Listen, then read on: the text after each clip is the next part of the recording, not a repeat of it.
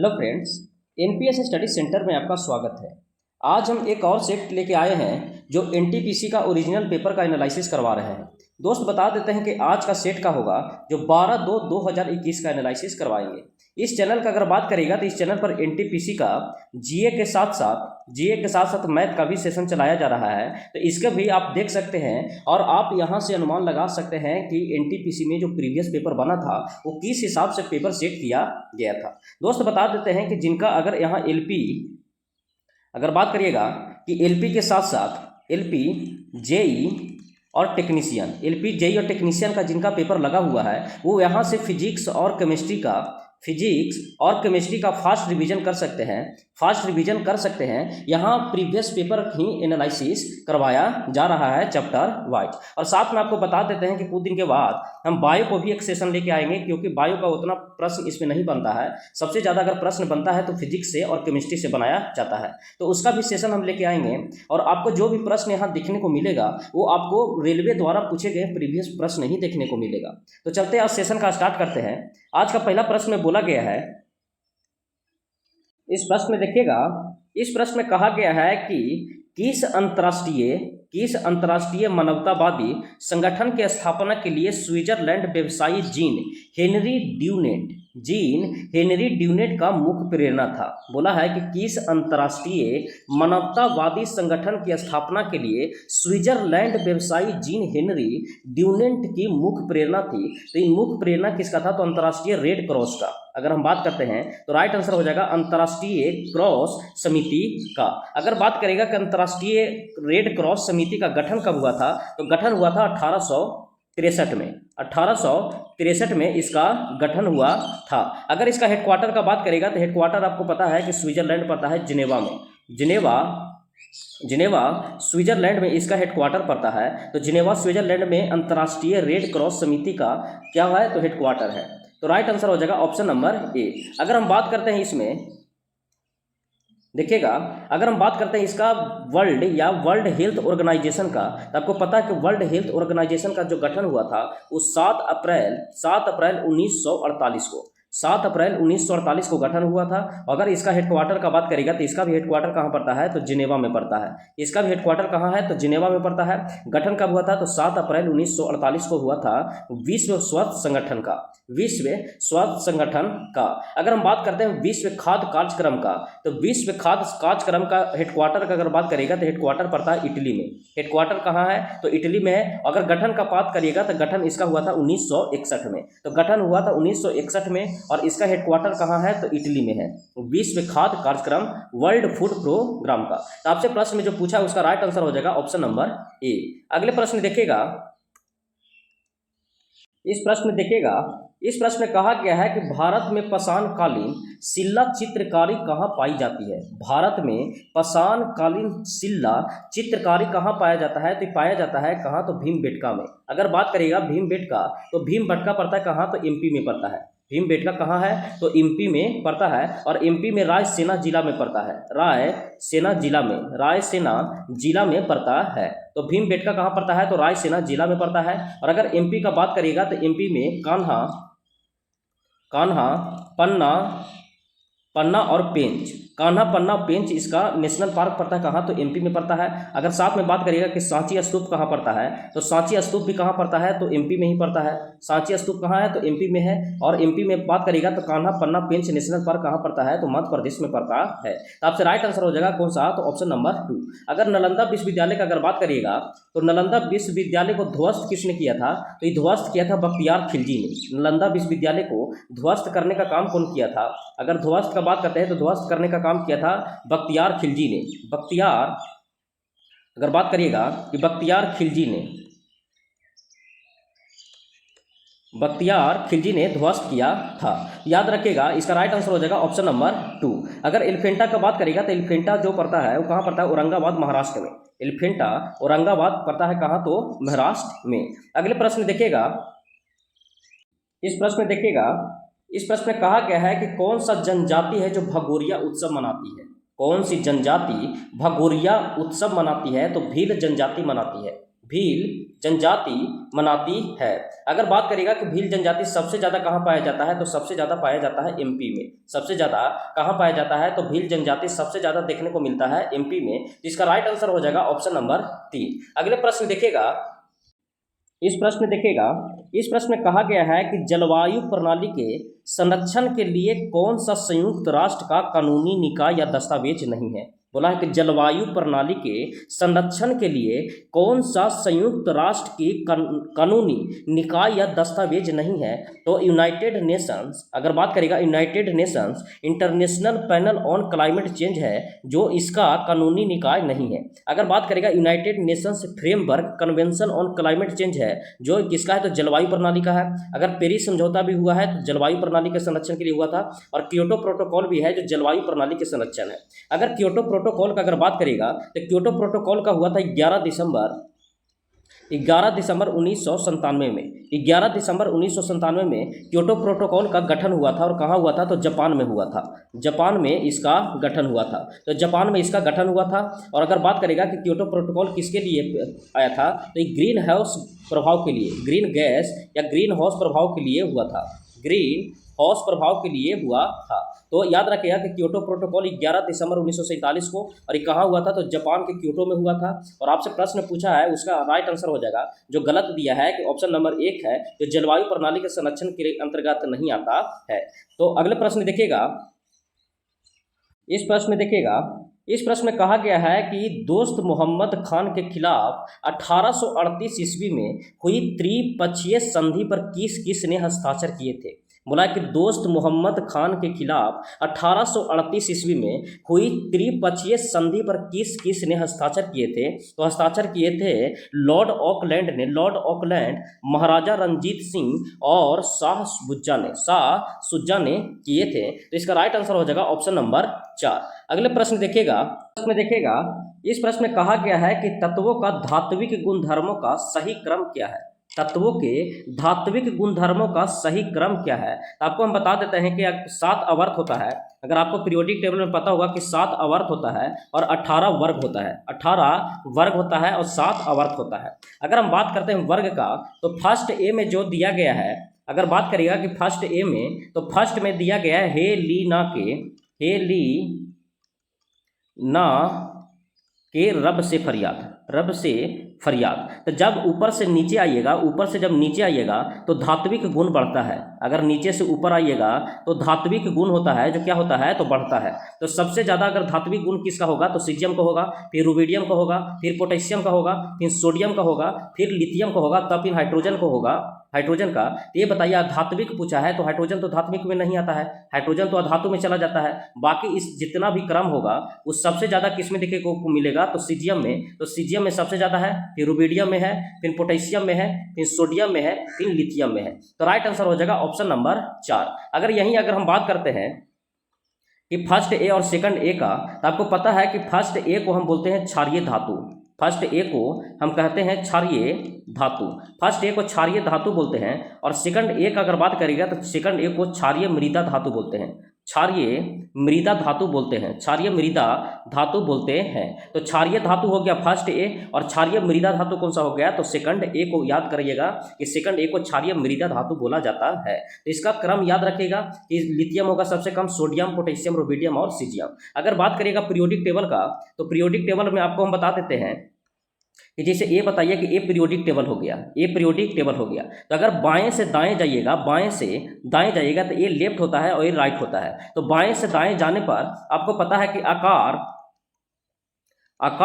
आकार के साथ साथ याद रखेगा आयतन, और आयतन के बाद त्रिज्या क्या होता है, तो बढ़ता है। आयतन के बाद त्रिज्या का अगर बात करेगा तो त्रिज्या है जो बढ़ता है। अगर बात करेगा कि त्रिज्या बढ़ता है, लेकिन जब वर्ग में नीचे आइएगा तो सारा जो बढ़ा है वो नीचे होता है, तो क्या होता है, तो घट जाता है, नीचे घट जाता है। तो याद रखिएगा कि वर्ग में आने पर आकार, आयतन और त्रिज्या घटता है, और अगर आवर्त में बाएं से दाएं जाइएगा तो आकार, आयतन और त्रिज्या बढ़ता है। इस हिसाब से भी याद रखिएगा। इसका राइट आंसर हो जाएगा ऑप्शन नंबर 4। अगले प्रश्न देखिएगा, अगले प्रश्न में बोला गया है, इस प्रश्न में कहा गया है, बोला गया है कि प्रधानमंत्री उज्ज्वला योजना इनमें से किससे संबंधित है। प्रधानमंत्री उज्ज्वला योजना इनमें से किससे संबंधित है, तो एलपीजी से संबंधित है। एलपीजी से कनेक्शन से संबंधित है कौन सा, तो प्रधानमंत्री उज्ज्वला योजना। अगर एलपीजी का बात करेगा तो होता है लिक्विफाइड पेट्रोलियम गैस। अगर याद रखेगा तो लिक्विफाइड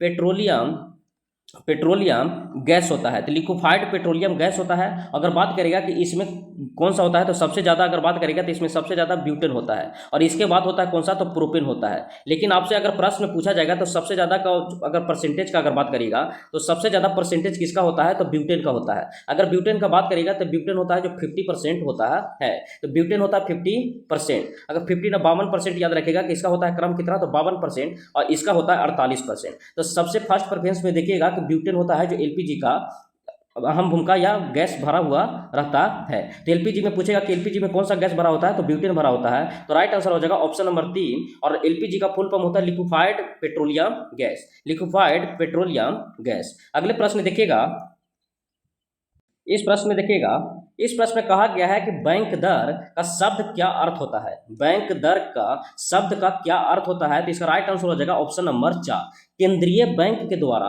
वाणिज्यिक बैंक को दिए गए अपने ऋण पर लगाई जाने वाली ब्याज की दर बोला जाता है। जिसे मानते हैं कि आरबीआई बैंक हो गया, और आरबीआई कोई निजी बैंक को अगर देता है, कोई भी निजी बैंक को देता है, तो उस पर जो रेट लगाता है उसी को हम बोलते हैं, ऋण पर लगाई जाने वाली ब्याज दर को हम क्या बोलते हैं, तो बैंक रेट बोलते हैं। क्या बोलते हैं, तो बैंक रेट बोलते हैं, बैंक रेट बोलते हैं। तो वही प्रश्न में बोला गया है कि बैंक दर शब्द का अर्थ क्या होता है, तो बैंक दर शब्द का अर्थ यही होता है कि केंद्रीय बैंक के द्वारा वाणिज्यिक बैंक को दिए गए अपने ऋणों पर लगाई जाने वाली ब्याज को हम क्या कहते हैं, तो बैंक दर शब्द कहते हैं। तो राइट आंसर हो जाएगा ऑप्शन नंबर 4। अगले प्रश्न देखिएगा, इस प्रश्न में कहा गया है कि कर्नाटक में स्थित कैगा, कर्नाटक में स्थित कैगा किसके लिए प्रसिद्ध है। तो कर्नाटक में स्थित कैगा जो है नाभिकीय संयंत्र के लिए प्रसिद्ध है, नाभिकीय संयंत्र के लिए प्रसिद्ध है। तो कैगा पूछेगा तो कर्नाटक है। अगर उसी तरीका से पूछेगा कि बताइए तारापुर किसके लिए प्रसिद्ध है, तो तारापुर भी किसके लिए है, तो नाभिकीय संयंत्र के लिए प्रसिद्ध है। और ये कहाँ पड़ता है, तो महाराष्ट्र में पड़ता है। तारापुर कहाँ पड़ता है, तो महाराष्ट्र में पड़ता है।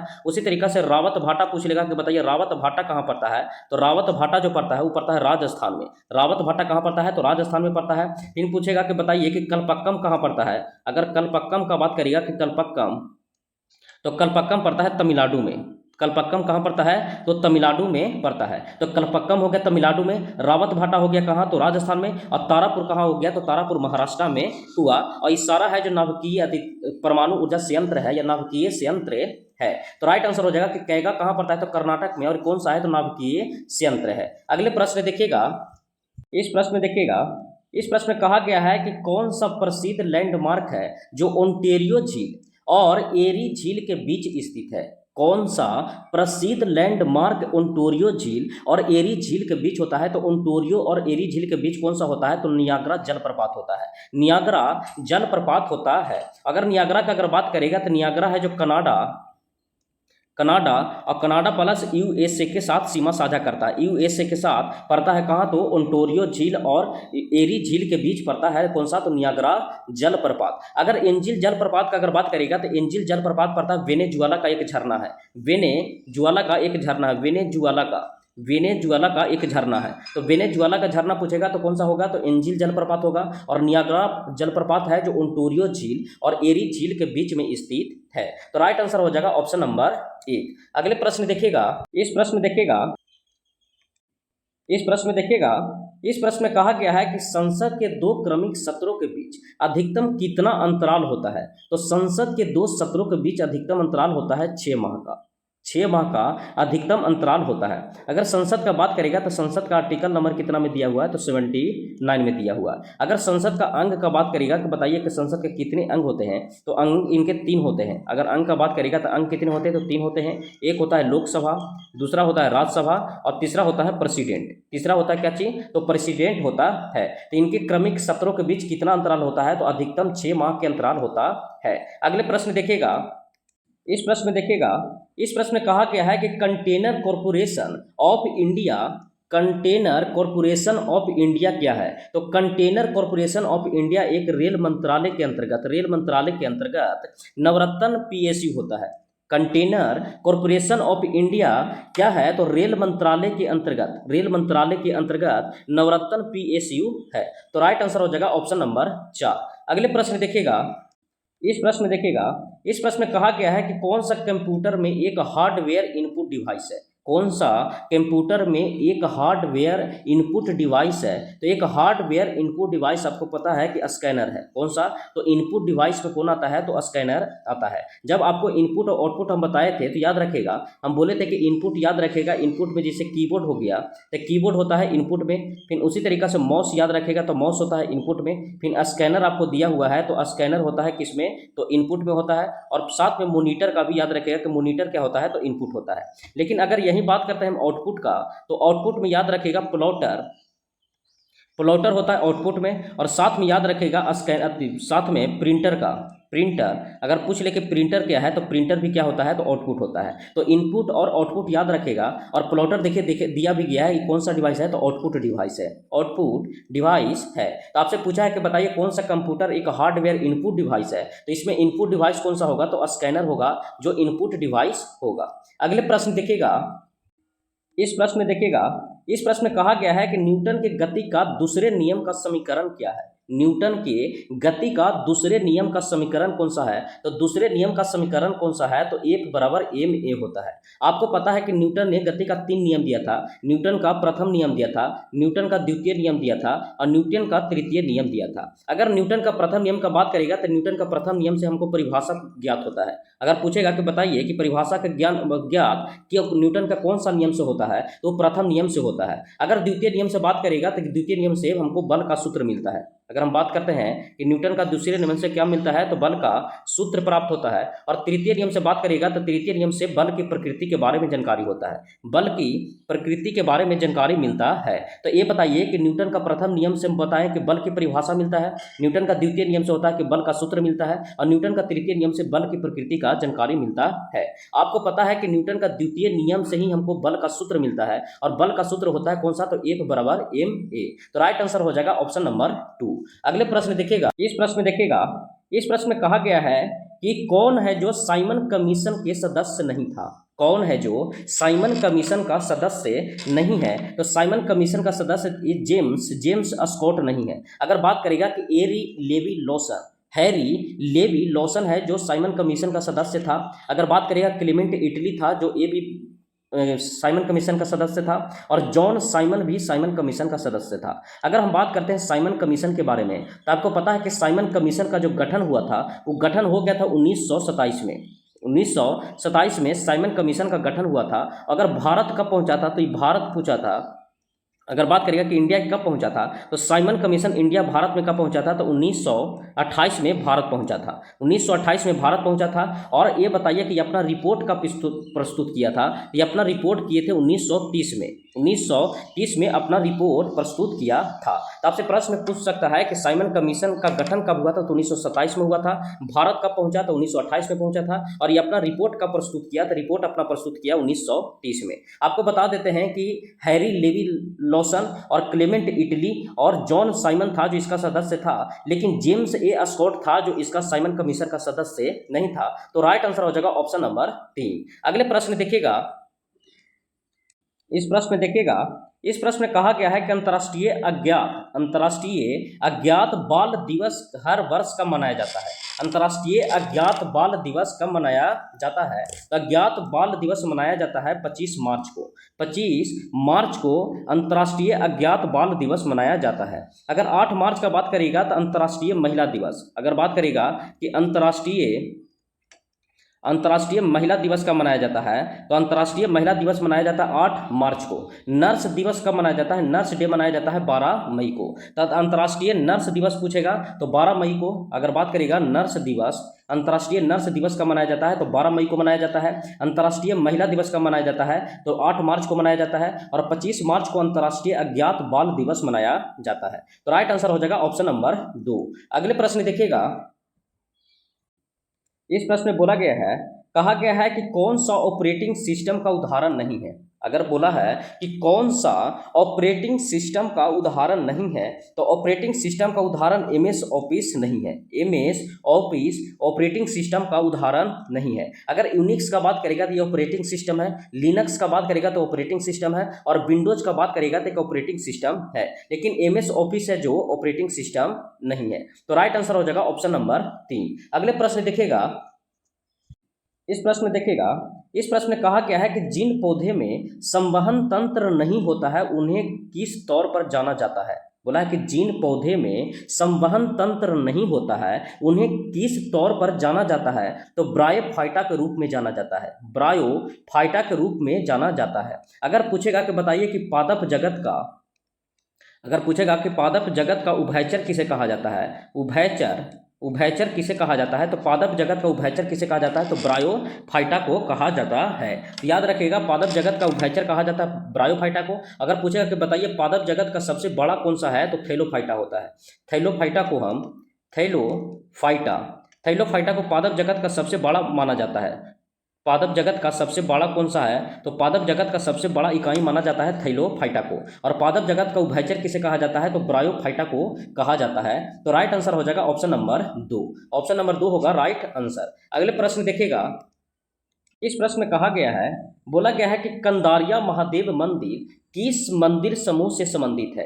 कंदारिया महादेव मंदिर किस मंदिर से संबंधित है, तो खजुराहो मंदिर से संबंधित है। खजुराहो मंदिर से संबंधित है। और कहाँ पड़ता है, तो मध्य प्रदेश में पड़ता है। मध्य प्रदेश में कंदारिया मंदिर है जो खजुराहो मंदिर से संबंधित है। अगर महाबलीपुरम का बात करेगा तो ये तमिलनाडु में है, तमिलनाडु में पड़ता है महाबलीपुरम। कोणार्क मंदिर बात करेगा तो ओडिशा में पड़ता है। कोणार्क मंदिर कहाँ है, तो ओडिशा में। और एलोरा की गुफा मंदिर याद रखेगा तो महाराष्ट्र के औरंगाबाद जिला में है। महाराष्ट्र के औरंगाबाद में कौन सा पड़ता है, तो एलोरा की गुफाएं पड़ता है। कोणार्क मंदिर ओडिशा में, महाबलीपुरम मंदिर कहाँ पड़ता है, तमिलनाडु में। और खजुराहो मंदिर कहाँ पड़ता है, तो कंदारिया महादेव मंदिर किस मंदिर के समूह से संबंधित है, तो खजुराहो मंदिर से समूह से संबंधित है। और खजुराहो मंदिर पड़ता कहाँ है, तो एमपी में पड़ता है। तो राइट आंसर हो जाएगा ऑप्शन नंबर 4। अगले प्रश्न देखिएगा, इस प्रश्न में कहा गया है कि यदि किसी व्यक्ति को दूर की वस्तुएं स्पष्ट रूप से दिखाई नहीं देती है तो उसे कौन सी दृष्टि दोष इसे कैसे सही किया जा सकता है। बोला कि यदि किसी व्यक्ति को दूर की वस्तुएं स्पष्ट रूप से दिखाई नहीं देती है तो उसे कौन सी दृष्टि दोष है और इसे कैसे सही किया जा सकता है। तो आपको बता देते हैं कि निकट दृष्टि दोष है और ये अवतल लेंस का उपयोग किया जाता है। अगर हम बात करते हैं दृष्टि का, अगर बात करिएगा तो आपको पता है कि एक होता है निकट दृष्टि दोष और एक होता है दूर दृष्टि दोष। अगर निकट दृष्टि दोष का अगर बात करेगा तो निकट दृष्टि दोष में होता है कि निकट की वस्तु दिखता है लेकिन दूर की वस्तु नहीं दिखता है। तो दूर की वस्तु नहीं दिखता है तो इसका उपचार के लिए हम किसका उपयोग करते हैं, तो अवतल लेंस का उपयोग करते हैं। लेकिन दूर दृष्टि का अगर बात करेगा कि दूर दृष्टि दोष क्या है, तो दूर दृष्टि दोष में दूर की वस्तु दिखता है लेकिन निकट की वस्तु दिखता नहीं है। तो इसके उपचार के लिए हम किसका उपयोग करते हैं, तो उत्तल लेंस का उपयोग करते हैं। इसके उपचार के लिए उत्तल लेंस का उपयोग करते हैं और निकट दृष्टि दोष होता है उसका उपचार के लिए अवतल लेंस का उपयोग करते हैं।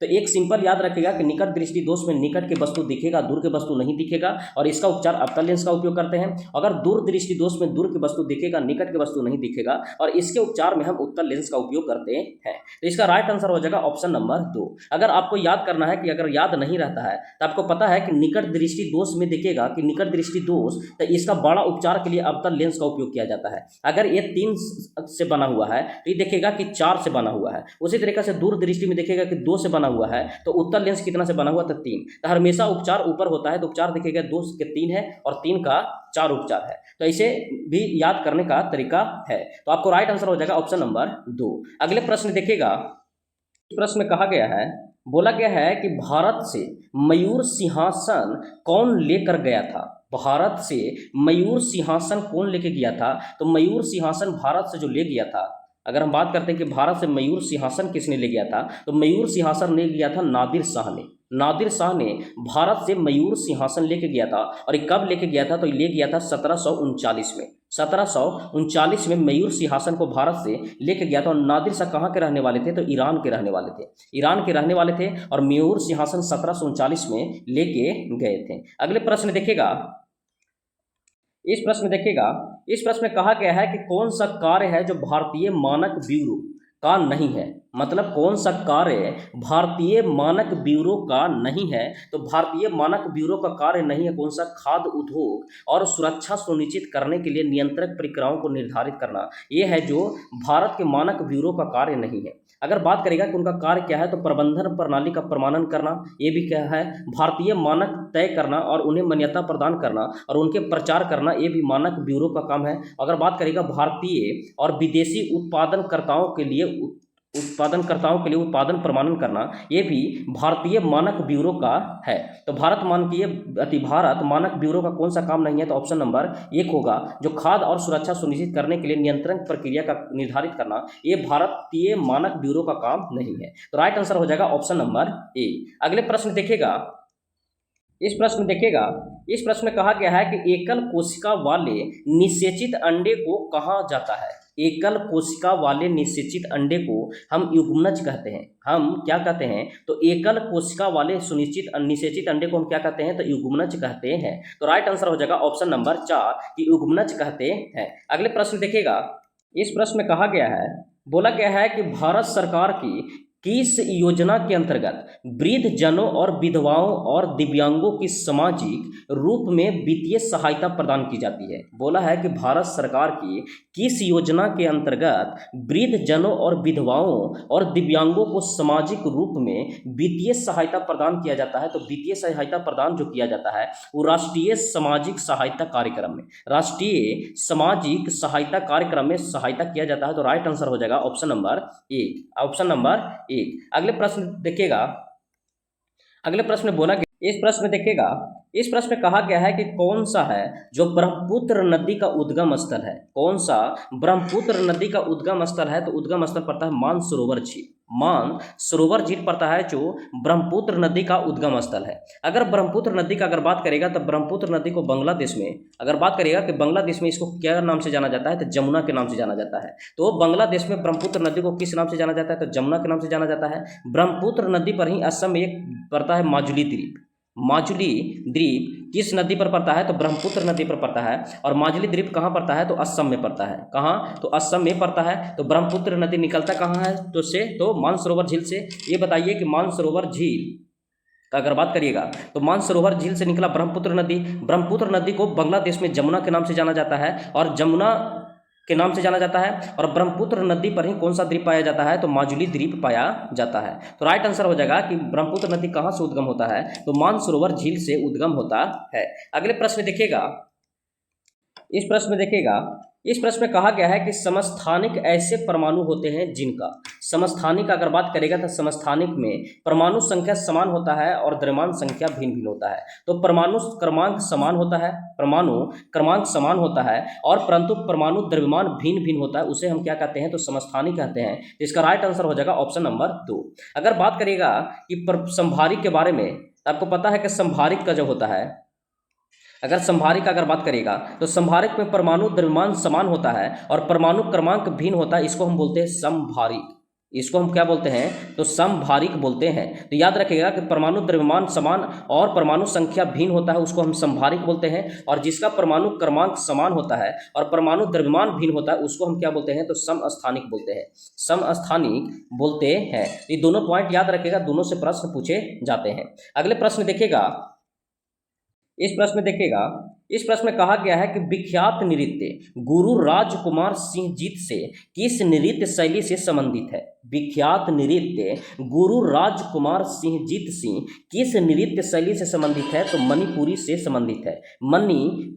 संबंधित है। अगर कथकली का बात करेगा तो कहाँ का पड़ता है? तो केरला का पड़ता है। अगर बात करेगा कथक का तो उत्तरी क्षेत्र में पड़ता है। अगर उत्तर भारत का बात करेगा तो उत्तर भारत का है। अगर उड़ीसी का बात करेगा तो कहाँ पड़ता है? तो उड़ीसी का नृत्य है। तो कथकली केरला का हो गया, कथक हो गया उत्तर भारत का। और बात करेगा मणिपुरी है, जो विख्यात नृत्य गुरु राजकुमार सिंह जीत से नृत्य शैली से संबंधित है। तो राइट आंसर हो जाएगा ऑप्शन नंबर डी, मणिपुरी। अगले प्रश्न देखिएगा, इस प्रश्न में कहा गया है कि राष्ट्रपति और उपराष्ट्रपति दोनों की अनुपस्थिति में भारत के राष्ट्रपति का कार्यभार कौन संभालता है? मतलब राष्ट्रपति और उपराष्ट्रपति दोनों की अनुपस्थिति हो जाए, दोनों अनुपस्थिति में भारत के राष्ट्रपति का जो कार्यभार संभालते हैं, वो संभालते हैं भारत के मुख्य न्यायाधीश संभालते हैं। भारत के मुख्य न्यायाधीश संभालते हैं। अगर राष्ट्रपति का अगर बात करेगा तो आपको पता है कि राष्ट्रपति का पद जो दिया गया है वो आर्टिकल नंबर 52 में दिया गया है। अगर बात करेगा शपथ किससे लेते हैं तो शपथ आर्टिकल नंबर 60 से लेते हैं, और महाभियोग का अगर बात करेगा तो महाभियोग 61 होता है। अगर राष्ट्रपति का बात करेगा कि क्षमादान किससे करते हैं, क्षमादान, तो क्षमादान आर्टिकल 72 का उपयोग करके क्षमादान करते हैं। तो राष्ट्रपति से पॉइंट था कि पद होता है किस में, तो 52 में। अगर राष्ट्रपति शपथ लेते हैं तो 60 में। ये बताइए महाभियोग 61 में, और अगर क्षमादान करना होगा तो 72 में। अगर राष्ट्रपति का अगर बात करेगा तो राष्ट्रपति का मिनिमम एज कितना होना चाहिए बनने के लिए, तो 35 साल मिनिमम एज होना चाहिए, और उपराष्ट्रपति को भी मिनिमम एज होना चाहिए 35 वर्ष। तो इसका राइट आंसर हो जाएगा कि अगर राष्ट्रपति और उपराष्ट्रपति अगर दोनों अनुपस्थित हो जाते हैं तो उनके जगह पर कौन कार्य संभालेंगे, तो भारत के मुख्य न्यायाधीश संभालते हैं। अगले प्रश्न देखिएगा, इस प्रश्न में कहा गया है कि प्रसिद्ध यात्री लेखक मोहम्मद इब्न बतूता किस देश से संबंधित है जिन्होंने 14वीं शताब्दी में भारत सहित कई देशों में यात्रा की थी। प्रसिद्ध यात्री लेखक मोहम्मद इब्न बतूता किस देश से संबंधित हैं जिन्होंने 14वीं शताब्दी में भारत सहित कई देशों की यात्रा की थी। तो ये कहाँ से आई थी, तो मोरक्को से आई थी। कहाँ से, तो मोरक्को से आई थी। कौन सा होता, तो इब्न बतूता, और आए थे मोहम्मद बिन तुगलक के दरबार में। मोहम्मद बिन तुगलक के दरबार में आए थे। तो मोहम्मद बिन तुगलक के दरबार में आए थे। कहाँ से, तो मोरक्को से आए थे। और कौन, तो इब्न बतूता। तो राइट आंसर हो जाएगा ऑप्शन नंबर 4। अगले प्रश्न देखिएगा, इस प्रश्न में देखिएगा कहा गया है कि किस कार्यक्रम से पहले गांधी इरविन समझौता हस्ताक्षर किए गए थे। तो गांधी इरविन समझौता जो हुआ था वो द्वितीय गोलमेज सम्मेलन से पहले हुआ था। अगर हम बात करते हैं द्वितीय गोलमेज सम्मेलन का, तो द्वितीय गोलमेज सम्मेलन हुआ था 1931 में। द्वितीय गोलमेज सम्मेलन हुआ था 1931 में, और इसी के पहले हुआ था गांधी इरविन समझौता। अगर बात करेगा कि प्रथम गोलमेज सम्मेलन कब हुआ था, तो 1930 में प्रथम गोलमेज सम्मेलन हुआ था। तृतीय गोलमेज सम्मेलन कब हुआ था, तो 1932 में तृतीय गोलमेज सम्मेलन हुआ था। और द्वितीय गोलमेज सम्मेलन में महात्मा गांधी ने भाग लिए थे। महात्मा गांधी जी ने किस गोलमेज सम्मेलन में भाग लिए थे, तो द्वितीय गोलमेज सम्मेलन में भाग लिए थे। और पूछेगा कि बताइए कि तीनों गोलमेज सम्मेलन में कौन भाग लिए थे, तीनों में कौन लिए थे, तो तीनों में भाग लिए थे बी.आर. अम्बेडकर जी। बी.आर. अम्बेडकर जी तीनों गोलमेज सम्मेलन में भाग लिए थे। अगर हम बात करते हैं लखनऊ में कि कांग्रेस का लखनऊ अधिवेशन कब हुआ था, तो लखनऊ अधिवेशन हुआ था 1916 में। 1916 में कांग्रेस के लखनऊ अधिवेशन हुआ था, और इसकी अध्यक्षता कौन कर रहे थे, तो अंबिका चरण मजूमदार कर रहे थे।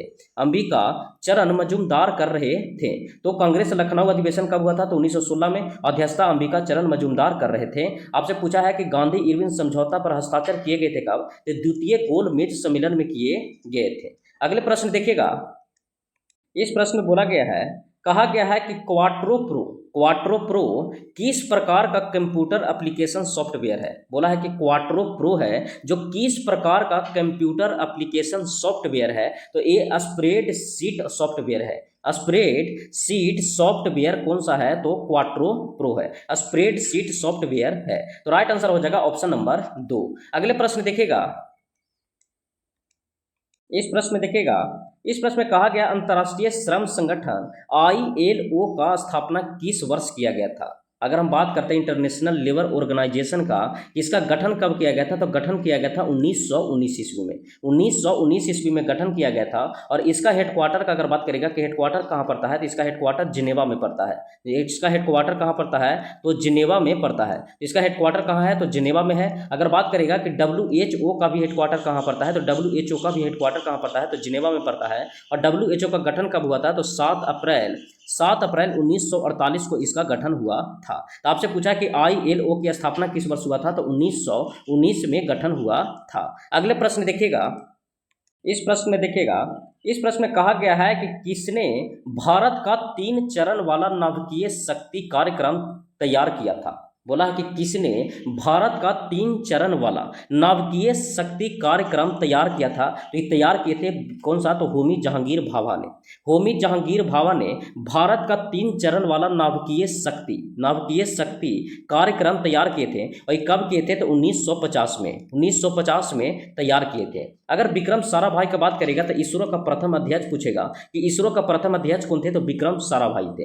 अगर इसरो का गठन कब हुआ था, तो 1969 में इसरो का गठन हुआ था। इसका हेडक्वार्टर पूछेगा कि इसका हेडक्वार्टर कहाँ पड़ता है, तो इसका हेडक्वार्टर पड़ता है बेंगलुरु में। हेडक्वार्टर कहाँ पड़ता है, तो बेंगलुरु में पड़ता है। प्रथम अध्यक्ष कौन थे, तो विक्रम साराभाई थे। अगर वर्तमान अध्यक्ष पूछेगा तो एच सोमनाथ है।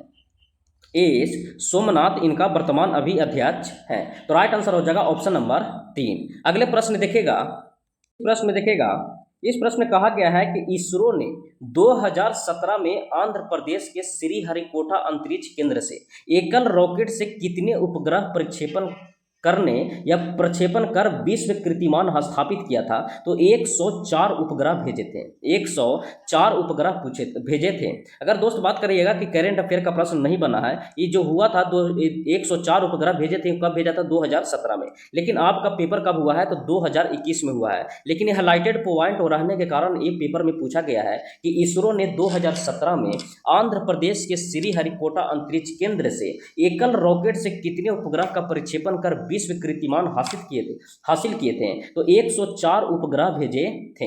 अगर हम बात करते हैं इसरो के बारे में, हम बताए हैं भी, अगर इसरो का गठन का बात करिएगा कि इसरो का गठन कब हुआ था, तो इसरो का गठन याद रखिएगा कि 1969 में इसका गठन हुआ था। अगर हेडक्वार्टर का बात करिएगा तो हेडक्वार्टर कहाँ पड़ता है, तो हेडक्वार्टर पड़ता है बेंगलुरु में। अगर बात करिएगा कि इसका प्रथम अध्यक्ष कौन थे, तो प्रथम अध्यक्ष बताए थे कि कौन थे, तो साराभाई थे, विक्रम साराभाई थे। लेकिन वर्तमान अध्यक्ष कौन थे, तो एस सोमनाथ है। वर्तमान अध्यक्ष कौन है, तो एस सोमनाथ है। प्रथम कौन थे, तो विक्रम साराभाई। हेडक्वार्टर कहाँ, तो बेंगलुरु में। और गठन कब हुआ था इसरो का, तो 1969 में इनका गठन हुआ था। तो राइट आंसर हो जाएगा ऑप्शन नंबर 2। अगले प्रश्न देखिएगा, इस प्रश्न में कहा गया है कि इनमें से कौन सी विश्व की सबसे लंबी नहर है। इनमें से कौन सी है जो विश्व की सबसे लंबी नहर है, तो विश्व की सबसे लंबी नहर है बीजिंग होंगझाऊ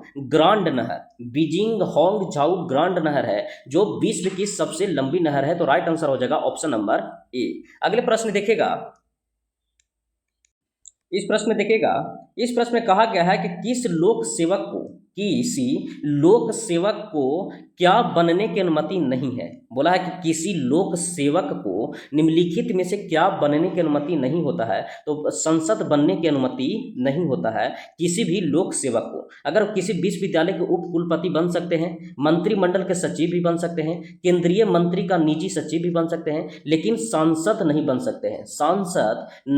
सकते हैं। तो बोला कि किसी भी लोक सेवक को क्या बनने की अनुमति नहीं होता है, तो सांसद नहीं बन सकता है। तो राइट आंसर हो जाएगा ऑप्शन नंबर 2। दोस्त बता देते हैं कि इसमें 82 तक ही प्रश्न देखने को मिला था। आपको बता देते हैं कि इसके आगे जो भी प्रश्न है वो मैथ है, और मैथ के साथ साथ रीजनिंग है। आपको पता है कि इस चैनल पर मैथ का भी सेशन करवाया जा रहा है। अगर आप ओरिजिनल पेपर से हूबहू होना चाहते हैं तो यहाँ से मैथ का भी सेशन देख सकते हैं कि किस हिसाब से इस पेपर में बना है, जो प्रीवियस पेपर में 2021 में हुआ है। दोस्त और हम बता देते हैं कि अगर आप एलपी के साथ साथ जो जेई का और टेक्नीशियन का जो पेपर लगा हुआ है, तो इस चैनल से आप फास्ट रिवीजन कर सकते हैं। जो ओनली अगर बात करेंगे तो हम रेलवे के ही प्रश्न लेके आते हैं जो प्रीवियस पेपर में पूछा गया था। 2018 से 2022 तक जो भी साइंस का प्रश्न बना है उसी को हम लेके फास्ट रिवीजन चैप्टर वाइज आ रहे हैं, जो फिजिक्स और केमिस्ट्री वर्तमान में चालू है। तो ये सेशन को भी आप कर सकते हैं अगर आपको फास्ट रिवीजन करना है तो अगर आपको ये वीडियो पसंद आया है